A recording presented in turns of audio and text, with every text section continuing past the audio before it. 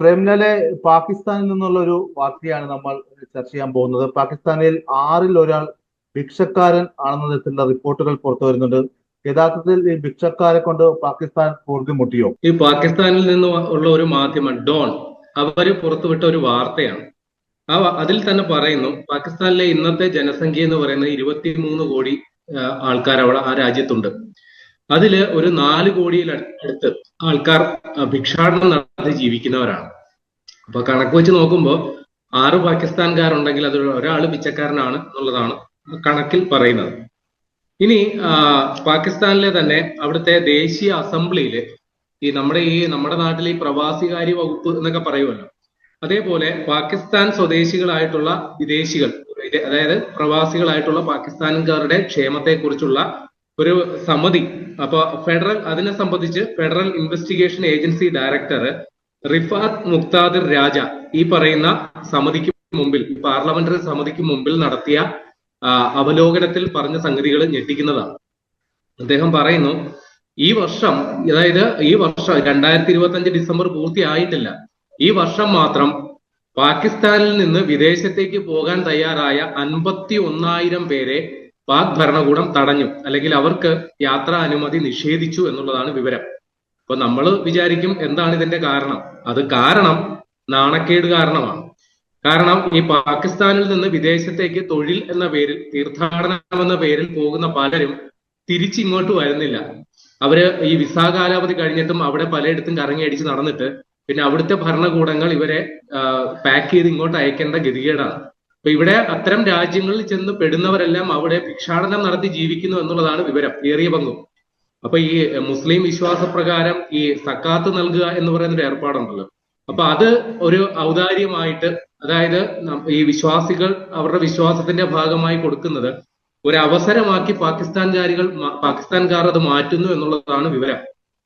ഇപ്പൊ സൗദി അറേബ്യയിൽ നമ്മുടെ അറിയാലോ, മക്ക മദീന തീർത്ഥാടന കേന്ദ്രമുള്ള സൗദി അറേബ്യയിൽ നിന്ന് മാത്രം കഴിഞ്ഞ തവണ ഏതാണ്ട് 24,000 പാകിസ്ഥാൻകാരെയാണ് അവിടെ നിന്ന് ഈ ഭിക്ഷാടനത്തിന്റെ പേരിൽ പാകിസ്ഥാനിലേക്ക് നാട് കടത്തിയത്. അതിൽ 4,000 പേരെ മക്ക മദീന ആ മേഖലയിൽ നിന്ന് പിടികൂടിയവരാണെന്നുള്ളതാണ് വിവരം. അപ്പൊ ഇത് സൗദി അറേബ്യയിലെ മാത്രം പ്രശ്നമല്ല. UAE-യിൽ നിന്ന് 6,000 പാകിസ്ഥാനികളെ നാട് കടത്തി.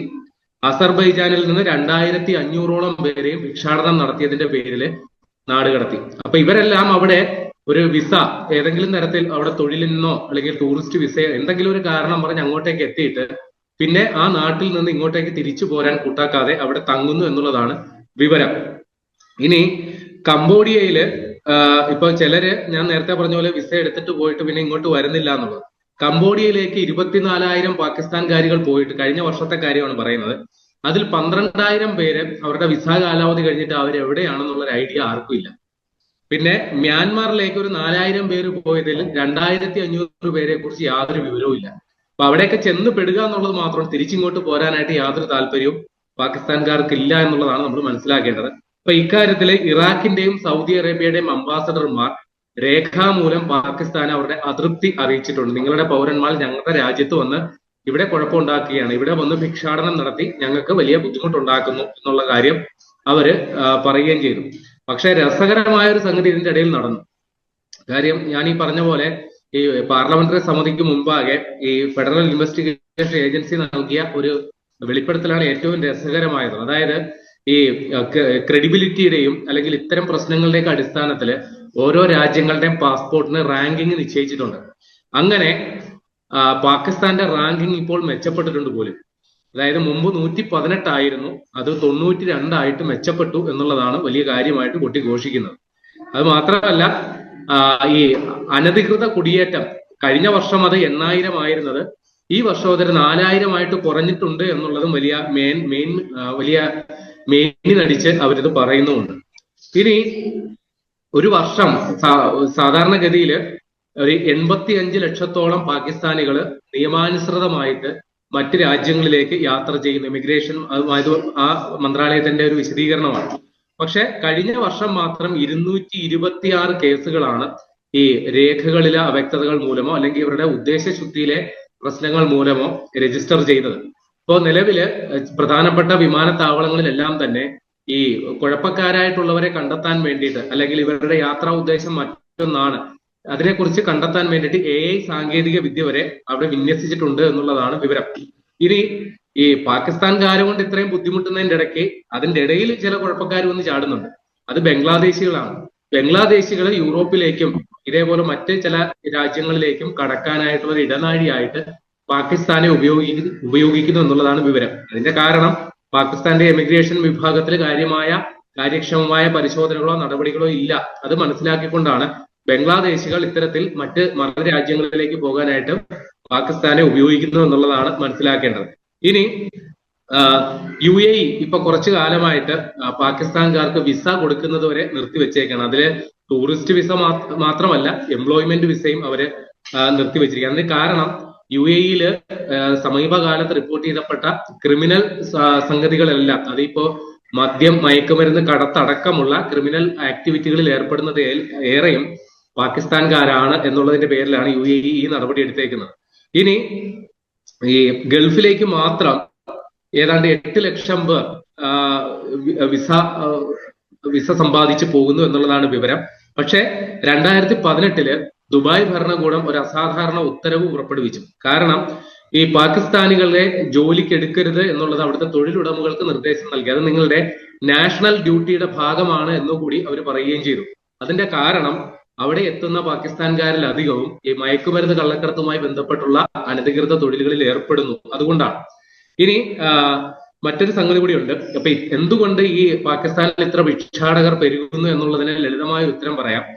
ഒരു പാകിസ്ഥാൻ ഭിക്ഷാടകന്റെ, ഒരു പിച്ചക്കാരന്റെ അവിടുത്തെ ഒരു വരുമാനം, ഒരു ദിവസ വരുമാനം എന്ന് പറയുന്നത് 850 PKR ആണ്. PKR എന്ന് വെച്ചാൽ പാകിസ്ഥാൻ കറൻസി. 850 രൂപ അവിടെ പ്രതിദിനം ശേഖരിക്കുന്നുണ്ട് എന്നുള്ളതാണ് വിവരം.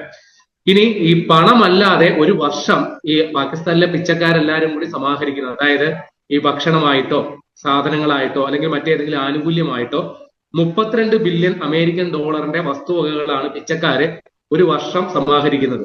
ഇനി പണത്തിന്റെ കണക്ക് നോക്കുകയാണെങ്കിൽ ഏകദേശം 42 ബില്യൺ അമേരിക്കൻ ഡോളറിന്റെ പണം ഒരു വർഷം ഈ പിച്ചക്കാരെല്ലാം കൂടി, അതായത് അവിടുത്തെ മൊത്തം ജനസംഖ്യയുടെ 1/6 ഭാഗം ഭിക്ഷാടകരാണ്, അവരെല്ലാരും കൂടി വാങ്ങിക്കുന്നുണ്ട്, സമാഹരിക്കുന്നുണ്ട് എന്നുള്ളതാണ് വിവരം.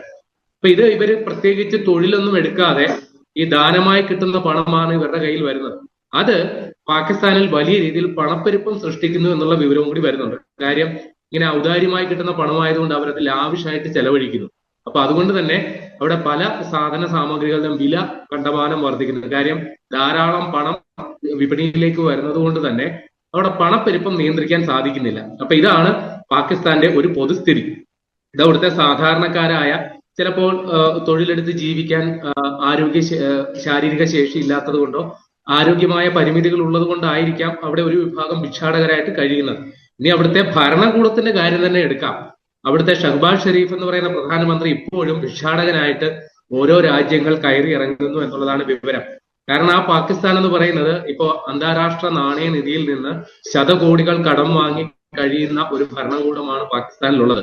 മറ്റു പല രാജ്യങ്ങളിൽ നിന്ന് പോലും, ഇപ്പൊ അമേരിക്കയിൽ നിന്ന് പോലും അവര് ഇപ്പോ അവിടുത്തെ അസീം മുനീറും ഷഹ്ബാസ് ഷെരീഫും കൂടി പോയി ട്രംപിനെ പോയി കണ്ടത് അമേരിക്ക പാകിസ്ഥാനില് ഒരു തുറമുഖം നിർമ്മിക്കണം, അതിന് വേണ്ട ഒത്താശകൾ ചെയ്യുന്നില്ല, അതിനുള്ള പണം നിങ്ങൾ മുടക്കണം എന്ന് പറഞ്ഞുകൊണ്ടാണ്. അപ്പൊ ഇത്തരത്തിൽ ഭരണകൂടം തന്നെ മറ്റു പല രാജ്യങ്ങളുടെയും മുമ്പിൽ പിച്ചപാത്രമായിട്ട് നിൽക്കുമ്പോൾ അവിടുത്തെ ജനങ്ങൾ ഇങ്ങനെ മറ്റേ രാജാവ് എങ്ങനെയാണോ അതേപോലെ പ്രജയുമാകും എന്നുള്ളതാണല്ലോ ചൊല്ല്. അപ്പോ പാകിസ്ഥാന്റെ കാര്യത്തിൽ അത് അച്ചട്ടായി എന്ന് തന്നെ പറയാം. ഏതായാലും വളരെ നാണം കെട്ട ഒരു കണക്കാണ് പാകിസ്ഥാന്റെ ഭിക്ഷാടകരുമായി ബന്ധപ്പെട്ട് പറയുന്നത്. അപ്പൊ ഈ ഭിക്ഷാടകരുടെ കാര്യത്തിലൊരു മത്സരം വെച്ചാൽ പാകിസ്ഥാൻ ആ കാര്യത്തിൽ മറ്റു രാജ്യങ്ങളെയൊക്കെ വലിയ വള്ളപ്പാടകളെ തോൽപ്പിക്കും എന്നുള്ള കാര്യം ഉറപ്പാണ്. പക്ഷെ അവർ സ്വയം ഇക്കാര്യത്തിൽ തോറ്റുകൊണ്ടിരിക്കുകയാണ് എന്നുള്ളതാണ് വാസ്തവം.